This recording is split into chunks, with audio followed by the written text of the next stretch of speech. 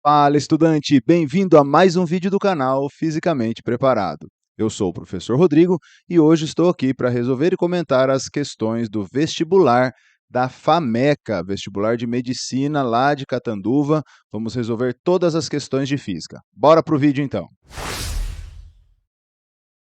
Muito bem, muito bem. A primeira questão é a questão de número 34, que fala o seguinte: no gráfico, a curva C representa as posições de um móvel em função do tempo, e a reta R é tangente à curva nesse ponto T. Então, isso é importante, ó. A reta R é tangente a essa curva no ponto T, que corresponde ao instante T igual a 6 segundos, que é o que está aqui no gráfico. A velocidade escalar instantânea desse móvel no instante T igual a 6 é... Aqui é uma questão conceitual. Quando você tem um gráfico de posição em função do tempo, a reta tangente ao ponto dessa curva me dá a velocidade instantânea, a inclinação da reta tangente. Então, eu tenho que descobrir quanto vale a inclinação dessa reta. Como é que a gente faz isso?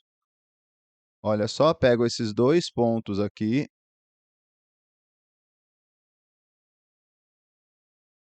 Aqui eu tenho a reta, ó. Vou até deixar ela de roxinho aqui, ó. Eu quero descobrir a inclinação dessa reta, ou seja, eu quero descobrir quanto vale a tangente desse ângulo θ aqui. Bora fazer então, ó. A velocidade instantânea naquele ponto é igual à tangente daquele ângulo. Tangente, cateto oposto por cateto adjacente. Cateto oposto aqui, ó, ele vai de 10 até, opa, 25 aqui, né? De 10 a 25. Então, ficaria aqui 15, né? De 10 a 25, tenho 15. E aqui ele está indo de 2 até 6. De 2 para 6, eu tenho 4. O cateto adjacente valeria 4. E 15 dividido por 4 vai dar 3,75 metros por segundo. Portanto, a alternativa correta é a alternativa B. Beleza?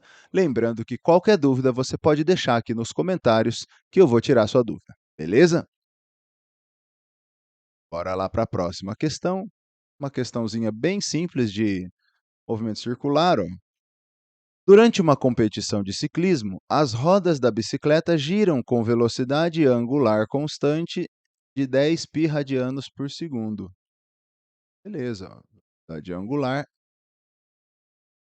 10 π rad por segundo.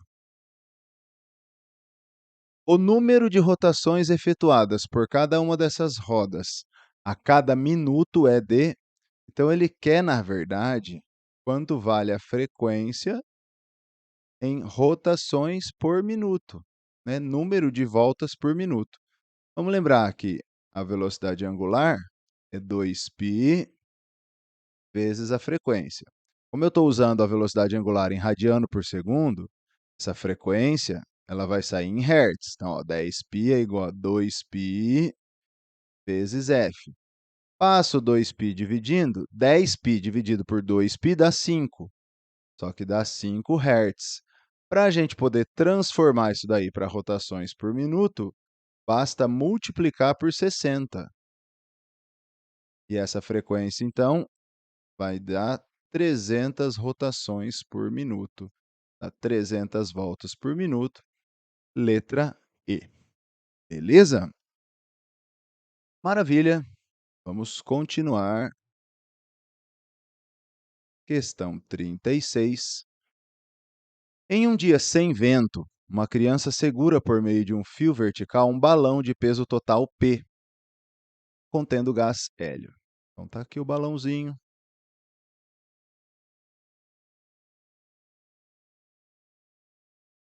Bem,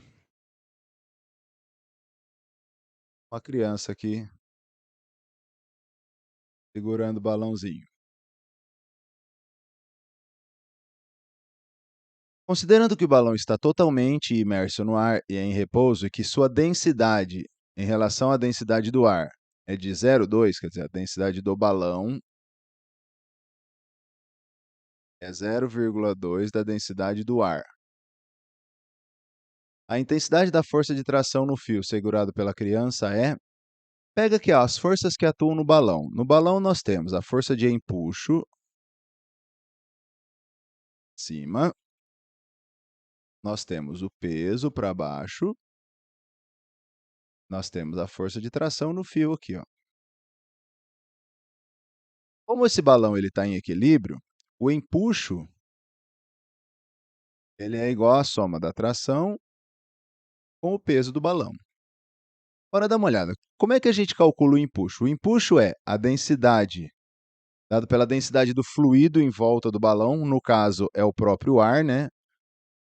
Densidade do ar, vezes o volume imerso do balão, no caso o balão inteiro está imerso no ar, então D vezes o volume do balão, vezes G.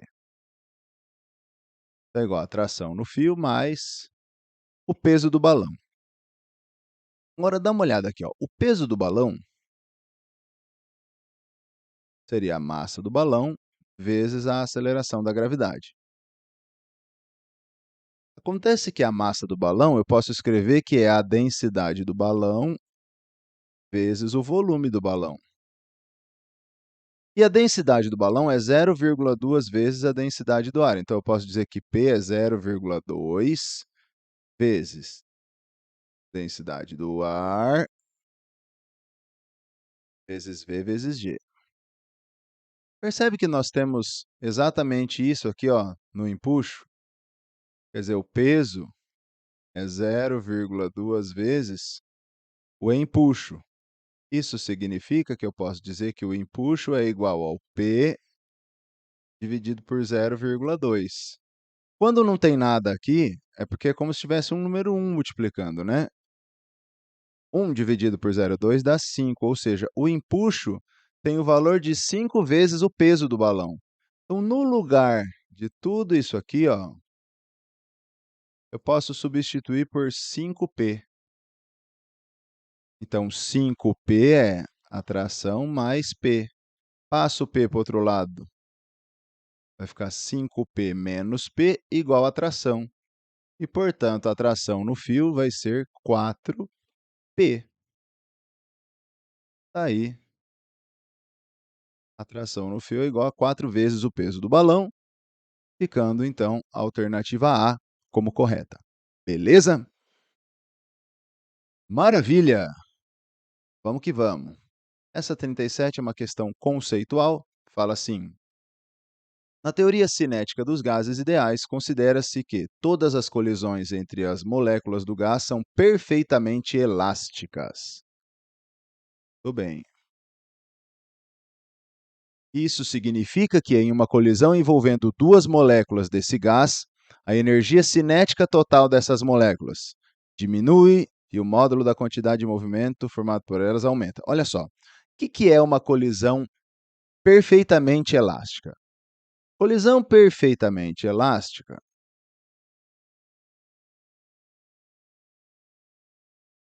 é aquela em que a velocidade relativa de aproximação e afastamento das moléculas são as mesmas, das partículas, né?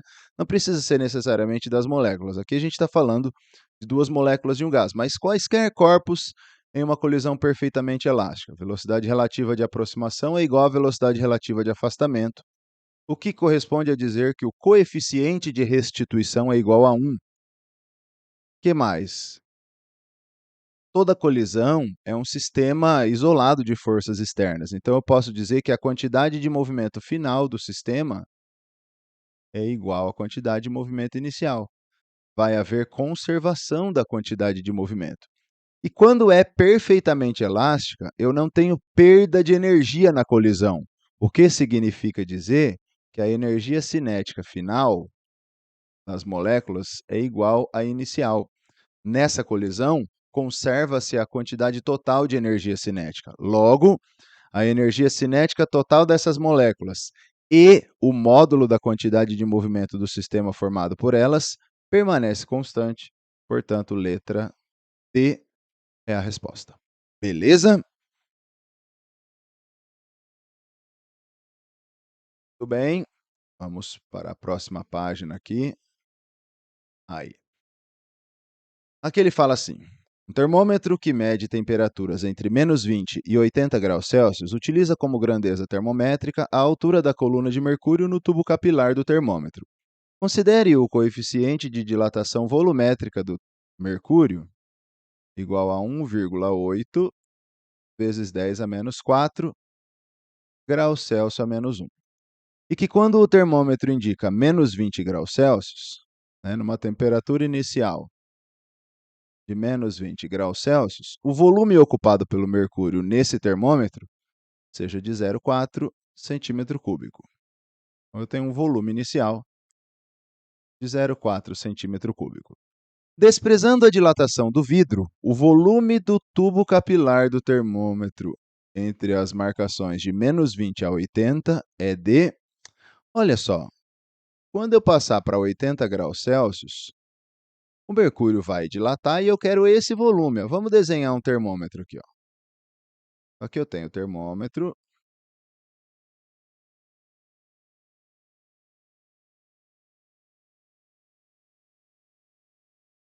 E aqui eu tenho, por exemplo, vou fazer o mercúrio marronzinho aqui. Ó. Vamos supor que eu tenho essa mercúrio aqui assim. E essa marcação está no -20. Aí eu vou aquecer isso aqui até 80 graus Celsius, tá certo? Esquentar isso aí, ó, até chegar no 80 graus Celsius. O que, que vai acontecer? O volume de mercúrio vai subir. Eu vou até fazer de outra cor aqui, ó. Vamos supor que o volume subiu aqui, ó. Esse azul é o quanto subiu a coluna de mercúrio. E ele quer saber exatamente quanto é que vale esse volume aqui dentro, entre -20 e 80, ou seja, isso aqui é o quanto cresceu, é o quanto aumentou o volume. Ele quer saber o quanto o volume, o quanto o mercúrio dilatou dentro do tubo capilar. E aí, ó, dilatação volumétrica. ΔV é V0 gama delta θ. Substituir aí, ó. V0, 0,4. O gama, 1,8 vezes 10 a menos 4. E a variação da temperatura é final menos inicial. Então, é 80 menos 20. Veja que 80 menos 20 dá 80 mais 20. Isso aqui dá 100. Ok, 100 vezes 10 a menos 4 dá 10 a menos 2. 0,4 vezes 1,8 dá 0,72. Então, nós vamos ter aqui, ó, que o ΔV é igual a 0,72 e 10 a menos 4 vezes 100 dá 10 a menos 2. Para deixar aqui em notação científica, ó, passo a vírgula para a direita, diminui 1 lá no expoente. 7,2 vezes 10 a menos 3, e a unidade, como nós usamos o volume inicial em centímetro cúbico, aqui eu tenho o centímetro cúbico. Esse é o volume que está aqui, ó, esse volume azulzinho, e, portanto, a resposta é a letra C. Beleza? Muito bem. Questão 40. Um balão de ar quente foi inflado de modo que no seu interior existiam N0 mols de ar a temperatura de 300 Kelvin. Então, eu tenho uma quantidade N0 para uma temperatura T0 de 300 Kelvin. Posteriormente, o ar dentro do balão foi aquecido até a temperatura de 350 kelvins. E parte do gás escapou, restando no interior do balão N mols de ar. Considerando que o ar dentro do balão se comporte como gás ideal e que a pressão desse ar e o volume do balão não se alteram, isso é importante, ó. A relação entre N e N0 é Olha só, vamos lembrar aqui a equação de Clapeyron. PV é nRT. O exercício está me dizendo que nem a pressão e nem o volume alteram. Então, se eu pegar aqui a pressão e o volume inicial e igualar com a pressão e o volume final, eu vou ter isso aqui, ó, N0 R. T0 tem que ser igual a N R T. Aí eu corto R com R e nós vamos substituir os valores. N0 vezes T0, que é 300, igual a N vezes T, que é 350. Como eu quero isolar o N, ó, passo 350 dividindo. Eu vou ter que 300 sobre 350 vezes N0. Ó, corta um zero em cima com um zero embaixo e vou dividir em cima e embaixo por 5. Ó. E quando eu faço isso, eu vou ter 6 sobre 7 aqui, né? Então, N é igual a 6 sétimos de N0, e, portanto, a resposta correta é a letra B. Legal? Olha lá. Questão 41, uma questãozinha de ótica, muito legal. Bem tranquila também, ó. A seguir são apresentadas 3 aplicações de espelhos esféricos. Primeiro, em telescópios, para concentrar a luz proveniente dos astros. Qual é o tipo de espelho que concentra a luz? É o espelho côncavo, né? Ó. Todo raio de luz que vem paralelo, que é o eixo principal de um espelho côncavo, e retorna passando pelo foco, não é assim? E concentra os raios de luz aqui na região onde eu tenho o foco. Então, eu tenho o espelho côncavo. 2. Em estojos de maquiagem para produzir imagens direitas e ampliadas do rosto. Espelho convexo só forma imagem virtual, direita e menor. Se eu tenho ampliado, é um espelho côncavo também. E aí, o objeto deveria estar entre o foco e o vértice do espelho para que isso aconteça. Aqui eu tenho um espelho côncavo. Aqui eu também tenho um espelho côncavo. 3. Em lojas e estacionamentos para aumentar o campo visual da região observada. Aumento de campo visual só se o espelho for convexo. Justamente porque a imagem é sempre virtual, direita e menor. Portanto, eu tenho imagens pequenininhas, eu tenho uma ampliação do campo visual. Legal? Então, eu tenho aqui na ordem côncavo, côncavo, convexo. Côncavo, côncavo, convexo. Temos como correta a alternativa D. Beleza? Maravilha! Olha só, questão 42, uma questão de ondulatória, interferência de ondas. Fala o seguinte: duas fontes pontiformes F1 e F2 produzem ondas na superfície de um líquido. Essas ondas têm o mesmo comprimento de onda, a mesma amplitude e estão em fase, de modo que produzem o padrão de interferência mostrado na figura. A diferença entre as distâncias da fonte F1 ao ponto P, indicado na figura, e da fonte 2 a esse mesmo ponto é... Vamos deixar aqui a imagem um pouquinho mais limpa. Ó. Eu tenho uma fonte F1 e uma fonte F2. Lá no ponto P, ó, a gente tem uma interferência destrutiva. Como as ondas são emitidas em fase, a condição para que a interferência seja destrutiva é que a diferença de percurso seja números ímpares de meio comprimento de onda. Então, essa diferença entre os percursos ó, de F1 até... Vou até fazer de outra cor aqui. Ó. Vamos pegar... De azul, não. De rosa mesmo. F1 e de F2 até o ponto P. Ó. Seria algo mais ou menos assim. Limpando todo o desenho.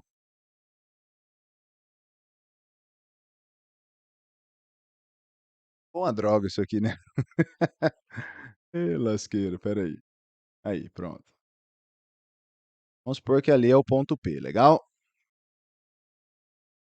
A onda, ela anda uma distância da fonte F1 até o ponto P, que eu vou chamar de x1, e da fonte 2 até o ponto P, eu vou chamar de x2.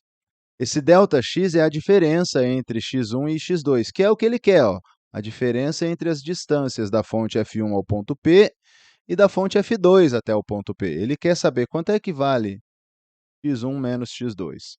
Quando essa diferença de percurso dá um número ímpar de meio comprimento de onda, nós temos uma interferência destrutiva, que é o que ele quer. Então, números ímpares, eu poderia ter 1 lambda sobre 2, eu poderia ter 3 lambda sobre 2, eu poderia ter 5 lambda sobre 2 e assim sucessivamente. Acontece que você olha a resposta e tem as duas. Ó. Eu tenho tanto o 1 lambda sobre 2 como o 3 lambda sobre 2. O 5 lambda sobre 2 não aparece. E aí, professor, qual que é a resposta? Olha só. Se você pega qualquer ponto equidistante das duas fontes, eu vou ter sempre uma interferência construtiva. Ó. Vou até fazer uma reta vermelha aqui no desenho original. Ó. Todos os pontos sobre essa reta vermelha estão à mesma distância de F1 e F2. A primeira interferência destrutiva vai acontecer um pouquinho à esquerda ou um pouquinho à direita desses pontos. Eu vou fazer a reta aqui, ó. Ó, essa aqui seria para I igual a 1. É um pouquinho mais distante de F1 e um pouquinho mais próximo de F2. A segunda estaria aqui, ó. Seria para o I igual a 3. Percebe? A primeira interferência destrutiva acontece aqui, logo depois da parte central, onde eu tenho a mesma distância das duas fontes. Um pouquinho para cá, a distância é pequena, o ΔX é pequeno. Qual é o próximo ΔX que vai dar uma interferência destrutiva? A próxima reta que pega esses pontos aqui, ó. O ponto P está aqui, ó, no I igual a 3. Então, a resposta correta é aqui, ó. É o segundo número ímpar, porque é a segunda reta a partir da parte central. Aqui, ó, se tivesse do lado esquerdo, essa reta seria o I igual a 1 também, ó. E a próxima aqui seria o I. Não é bem uma reta, né? Mas é só para a gente poder entender. E aqui seria o I igual a 3. Então, resposta 3 meios de lambda. A alternativa correta é a letra E. Beleza? Essa questão 43, gente, eu discordo do gabarito oficial, porque ele está falando aqui de um desfibrilador. Se eu não me engano, o gabarito oficial me deu a letra A, mas vou mostrar o porquê que eu acredito ser a letra B e acredito que esse gabarito esteja equivocado. Dá uma olhada. O desfibrilador é um aparelho usado para restabelecer o ritmo cardíaco de um paciente que tenha sofrido uma parada cardiorrespiratória. Os dois terminais metálicos desse aparelho são ajustados ao tórax do paciente, e quando o aparelho é acionado, uma carga elétrica é liberada, produzindo um choque elétrico com o objetivo de fazer o coração voltar a pulsar no ritmo normal. Gente, o desfibrilador, ele possui um capacitor que armazena a carga elétrica, e é essa carga que está armazenada no capacitor que é liberada no peito do paciente. Então, quando a gente está falando aqui de um desfibrilador,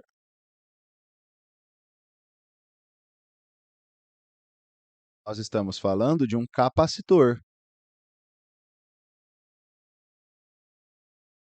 Veja o que ele fala. Supondo que na descarga elétrica de um desfibrilador tenha sido liberada uma quantidade de energia de 240 joules, quer dizer, a energia potencial armazenada no capacitor é de 240 joules e ele liberou essa energia. Sob uma diferença de potencial de 1.200 volts, a quantidade de energia elétrica liberada nessa descarga foi de aliás, perdão, a quantidade de carga elétrica liberada nessa descarga foi de, veja só, a energia potencial armazenada em um capacitor é dado pelo produto da carga e da DDP dividido por 2. E assim, ó, nós teríamos 240 como a energia, a quantidade de carga é o que eu quero, a DDP é 1.200, tudo isso dividido por 2. Passo 2 multiplicando, nós temos aqui 480 igual a Q vezes 1.200. O 1.200 passa dividindo e nós vamos ter aqui, ó, 480 dividido por 1.200. E a minha resposta, 0,4 coulombs. Portanto, a alternativa correta não seria a letra A, como está no gabarito oficial, mas a letra B, ok? O que eu acredito que possa ter acontecido aqui? Ou um erro de digitação, ou a pessoa que fez a questão pensou assim, que o trabalho realizado para deslocar essa carga é o produto da carga pela diferença de potencial. Mas desfibrilador é capacitor, eu não posso usar essa equação aqui, porque o processo de carga e descarga de um capacitor é algo um pouquinho mais complexo, eu não tenho como ficar explicando tudo aqui. Aí existem bons vídeos aqui no YouTube explicando esse processo de carga e descarga. Então eu não posso pegar esse trabalho e dizer que era igual à energia potencial. Mas se eu fizer isso, ó, eu vou encontrar o 0,2 da resposta, mas não é o correto. Isso aqui não está correto. O correto é a letra B, beleza? E para a gente finalizar aqui, acho que é a última questão, uma questão de física moderna, mas que, na verdade, você só precisaria saber um pouquinho de matemática mesmo, ó. Em 1913, o físico dinamarquês Niels Bohr propôs um modelo para o átomo de hidrogênio que supunha o elétron desse átomo girando ao redor do núcleo em órbitas circulares, sem emitir energia e podendo estar apenas a determinadas distâncias do núcleo do átomo. A cada possível órbita estaria associada uma quantidade de energia fixa dada por... E aí ele dá essa formulinha aqui, com n igual a 1, 2, 3. Vou pegar ela aqui, ó. Muito bem. Continuando a leitura, em que N1 corresponde à órbita do estado fundamental. Nessa expressão, m é a massa do elétron, E é a carga elementar, ε0 é a permissividade elétrica do vácuo e H é a constante de Planck. Sendo E1 a energia correspondente ao estado fundamental, as energias dos demais estados são dadas em função de E1 por... O que eu vou fazer? Eu vou pegar aqui e no lugar de N vou colocar 1. Ó, vamos apagar o N aqui, vamos colocar 1. 1, 1. E aí eu vou dividir uma expressão pela outra. Dividindo uma expressão pela outra, eu vou cancelar tudo que é igual, ó. ME quadrado com ME quadrado. 8ε0h² com 8ε0h². O menos de cima com o menos de baixo. O que que sobrou ali, ó? EN sobre E1 é igual, lá em cima, ó, 1 sobre N ao quadrado, porque 1 aqui, né? 1 ao quadrado é 1 mesmo. Isso significa que EN é igual a 1 sobre N quadrado E1. Aí, ó. Resposta correta, alternativa C. É isso aí, galera. E se você ainda não é inscrito aqui nesse canal, eu peço que você se inscreva, compartilhe o vídeo aí, já deixa o seu like e ative as notificações do sininho para que sempre que eu gravar um vídeo novo, o YouTube possa te avisar. Se você ainda não me segue lá no Instagram, é Fisicamente Preparado, o mesmo nome do nosso canal. E se você deseja ter uma mentoria VIP comigo, um acompanhamento para que você possa passar e arrebentar nos seus vestibulares, ou se você deseja ter aulas particulares, um acompanhamento escolar, é só entrar em contato pelo link que eu vou deixar aqui na descrição desse vídeo. Um abraço e até a próxima. Valeu!